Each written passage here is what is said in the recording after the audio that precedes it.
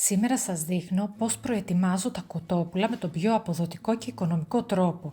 Πώς αξιοποιώ κάθε μέρος χωριστά για διαφορετικά γεύματα και τα αποθηκεύω έπειτα στην κατάψυξη, ώστε να τα έχω έτοιμα όταν τα χρειαστώ. Αυτό βέβαια είναι ένα δείγμα, γιατί κάθε φορά φτιάχνω άλλες συνταγές αντίστοιχα για κάθε μέρος του κοτόπουλου. Αυτή τη φορά έχω πάρει 2 κοτόπουλα, πάντα βάζω χωριστά τα κομμάτια από το στήθος.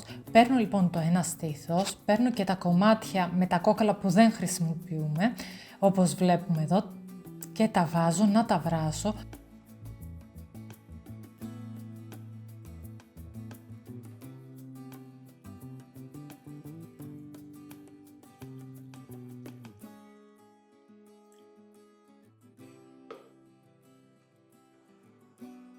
Μόλις βράσει, αφαιρώ τον αφρό και το αφήνω να βράσει περίπου μισή ωρίτσα θα χρειαστεί.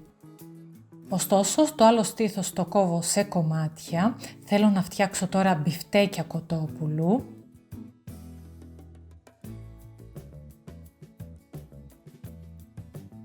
Το βάζω στο blender ώστε να το αλέσω ουσιαστικά σε κιμά.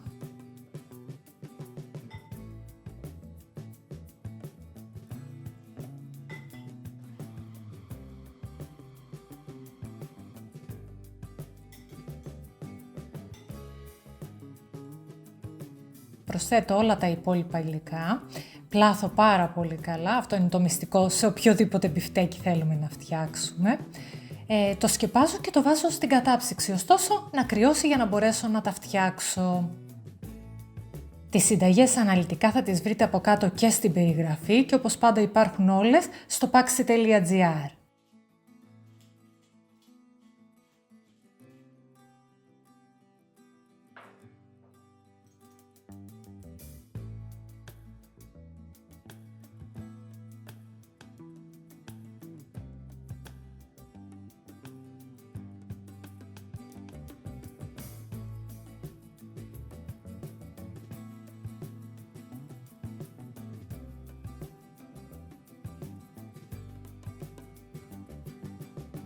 Και όσο είναι στο ψυγείο, το άλλο στήθος το φιλετάρω.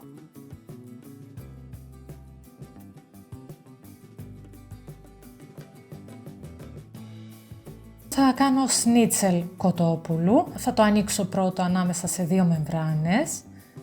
Εγώ κρατάω ουσιαστικά αυτά τα πλαστικά από τα φύλλα, από το έτοιμο φύλλο.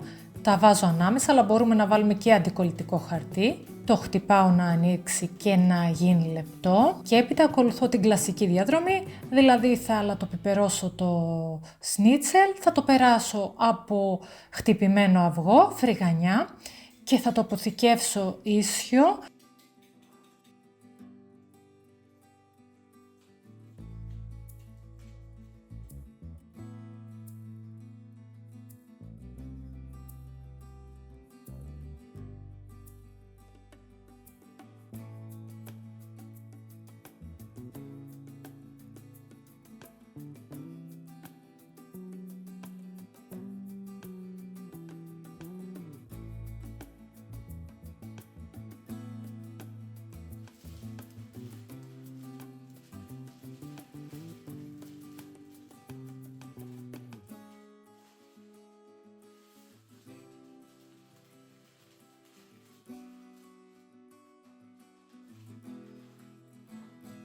Βάζω πάντα από κάτω όταν τα αποθηκεύω μία ίσια επιφάνεια, ώστε να καταψυχθεί και να είναι ίσιο. Και έπειτα το καλό με τα σνίτσελ είναι ότι δεν χρειάζεται καν απόψυξη, μπαίνει κατευθείαν όπως είναι είτε στο τηγάνι είτε στο φούρνο όπως θέλουμε να το κάνουμε.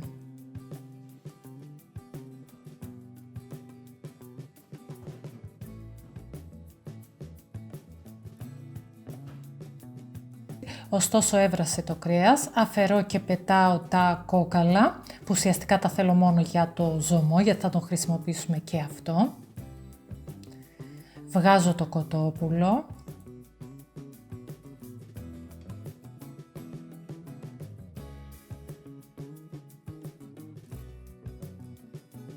Το ξεψαχνίζω και το αφήνω να κρυώσει.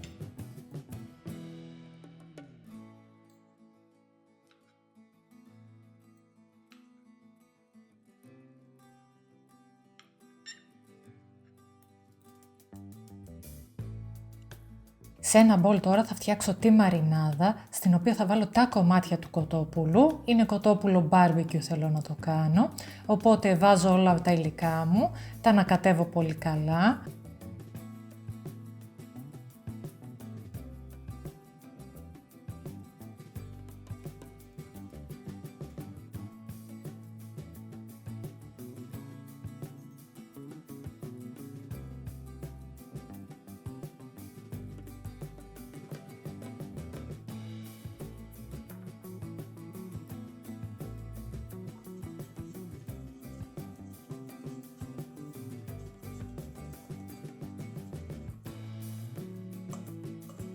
Βάζω μέσα και τα κομμάτια του κοτόπουλου και τώρα δεν χρειάζεται καθόλου να περιμένω. Αφού τα περάσω όλα τα κομμάτια από τη σάλτσα και το μείγμα ουσιαστικά, θα τα βάλω μέσα σε μία σακούλα zip, στη σειρά, ένα-ένα, να μην πέφτει το ένα κομμάτι πάνω στο άλλο.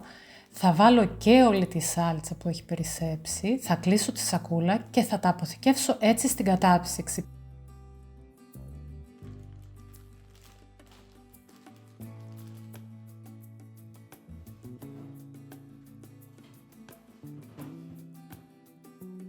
Και τα κομμάτια του άλλου κοτόπουλου δεν θα τα προετοιμάσω καθόλου, θα τα βάλω ως έχει στο χαρτί, απλά τα βάζω ίσια το ένα με το άλλο, ώστε να μπορούν να αποψυχθούν γρήγορα.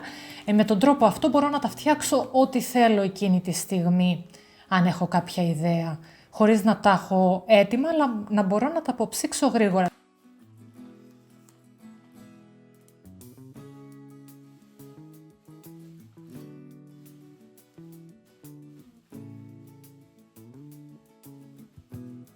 Το κρέας πάντα το κλείνουμε σε χαρτί και από πάνω με μία πλαστική μεμβράνη. Έχει κρυώσει και ο ζωμός του κοτόπουλου, οπότε τον στραγγίζω σε ένα δοχείο και αυτόν και θα τον φυλάξω, ώστε να μπορέσω να φτιάξω είτε ρύζι είτε ζυμαρικά όταν το χρειαστώ.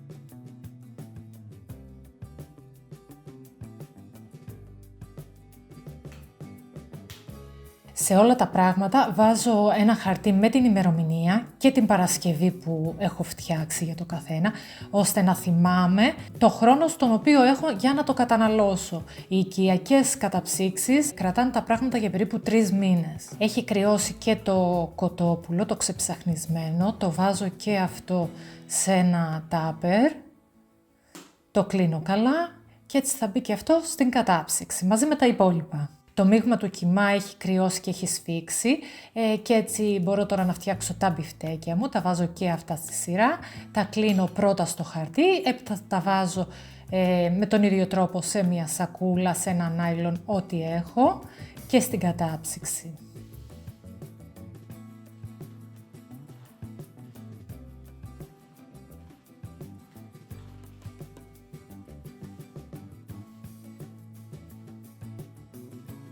Και κάπως έτσι έφτιαξα 6 διαφορετικές Παρασκευές από τα κοτόπουλα, ώστε να τα έχω έτοιμα όταν τα χρειαστώ, χωρίς πολλή προετοιμασία.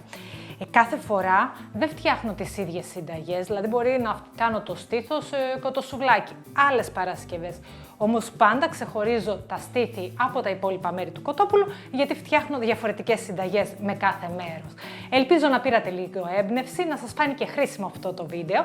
Αν ναι, μην ξεχάσετε να κάνετε like σε αυτό και να μου αφήσετε από κάτω το σχόλιο σας, μια καρδούλα, για να καταλάβω ότι σας άρεσε. Αναλυτικά τώρα όλες τις συνταγές θα σας τις έχω από κάτω και στο κουτί της περιγραφής και μπορείτε να τις βρείτε όπως πάντα και στο pax.gr. Εμείς θα τα πούμε σε ένα επόμενο βίντεο. Μέχρι τότε να περνάτε καλά και να τρώτε καλύτερα.